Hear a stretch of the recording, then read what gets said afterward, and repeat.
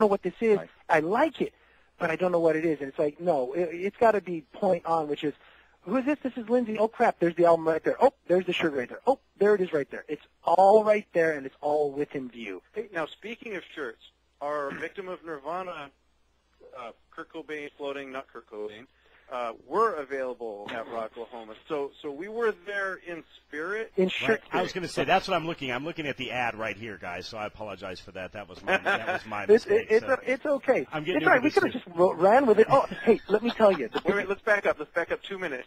Dude, it was awesome. It was awesome.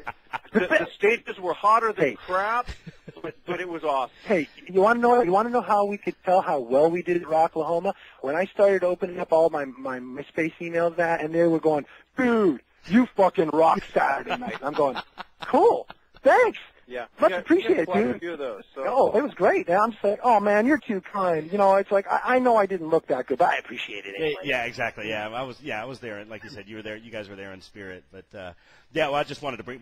Certainly there's going to be opportunity there in the future. I think, like we were talking about at the beginning of the interview, with Sam's great involvement with Rocklahoma, and that just being a huge outlet, I think, for your music. And I think we'll show people too. Guys, I don't know how you feel about this, but I think we'll show people, too, that it's really profitable because, there is a bottom line to this business. You talk about bringing the show and you talk about, giving everything you can, and that's part of that bottom line as well. But also it'll show some folks out there that when you put a lineup together that features these bands that people care about, you're going to sell some tickets. Well, the thing that's important is that the philosophy of the festival show and the conglomeration of bringing in all these classic bands at varying levels of their careers at one point in time is back in the day when we were doing the Strip, okay?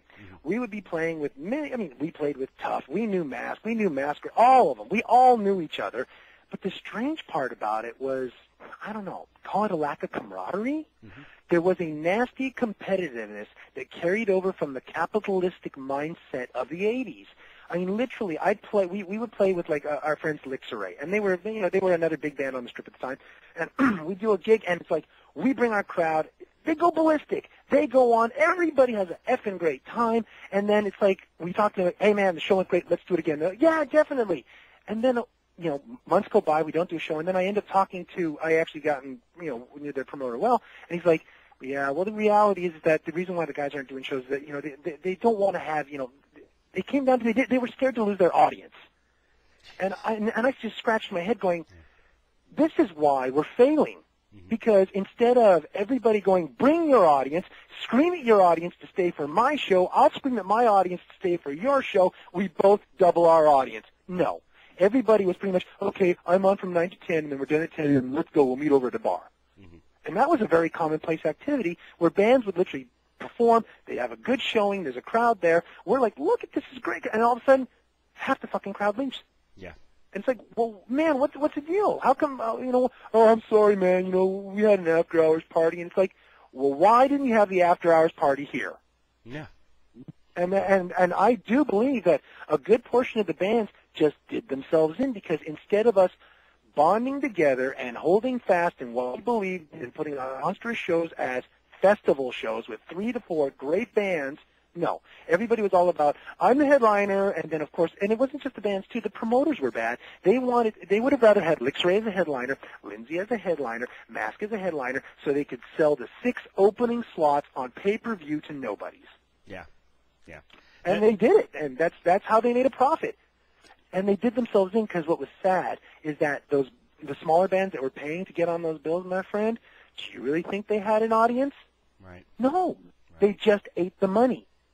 But they were glad to be there. They were happy to be playing. We were at that one point in time. But the point is that, look, what you guys just did there, it's like you would have been far better off because the bars, as far as even bands go, they love bands that are big, but they love bands that bring people that stay and drink. Yeah, yeah. If I run a bar, I want people to stay and drink my alcohol. There's that bottom line. There's that bottom line. And I understand what you're saying about the bands, too, because, certainly they felt like they were helping themselves out. But, it's just, part of that naivety, I guess, that went on in that era. But it's completely different now. It's different now. The bands are now on board with it. Now we're all friends with each other. Now it's like, it's like now when I talk to, when the guys from Toronto, it's like, what's up? And it's like, hey man, I remember you. And it's like, in many ways, I look back and I go, yeah, I remember when I was talking to, singer from Tough, and I'm like, I literally when I talked to him, he would like kind of look over my head. Yeah. And it's like, dude, it's like I tried to be friends with you, and you were being a rock star. It's like, wait a second, I'm trying to be a rock star too. Does that mean we're being the same thing? Shouldn't we look each other in the eye? Yeah, sure. So we're all now older. We're all older and humbler now, I think, Richard, for sure. But yeah, I guess. Older, wiser, and we creak when we move. Yeah, exactly. Absolutely right. I wanted to hit on too, like we talked about before the interview. I wanted to talk about some of the things that's going on with Rock Can Roll. It's a charity organization, and you guys are involved in one of their CDs that they're putting out. Can you tell us just a little bit about that? Three of them. Oh, three of them. Okay. Yeah, go ahead, Mike. You can. Yeah, Mike, go ahead. So yeah, actually, we're on all three. Okay, so they've got three coming. I just saw that a release was coming out, I believe, on Monday. It said September 28th. Yeah, that's the original. That's the original release date was scheduled for. It was either September 23rd or 28th. And from what I understand, everything has made it to charity, and it's just a matter of Amy from Rock and Roll basically making the official release. It's 3 albums, 3 different volumes. We are on each of the volumes. Bands like Mask, Miss Crazy. Even though they're not metal, bands like Cutting Crew are on it. Katrina and the Waves. There's actually some really good bands on there. It's an interesting eclectic mix. But it's the 3 individual volumes, each one filled with 18 tunes from 18 different bands around the world. I'm not sure what they're going to be charging price-wise, but 100% of all the profit goes to basically help feed children, and they're based out of New York. It's just, it helps. Pennsylvania.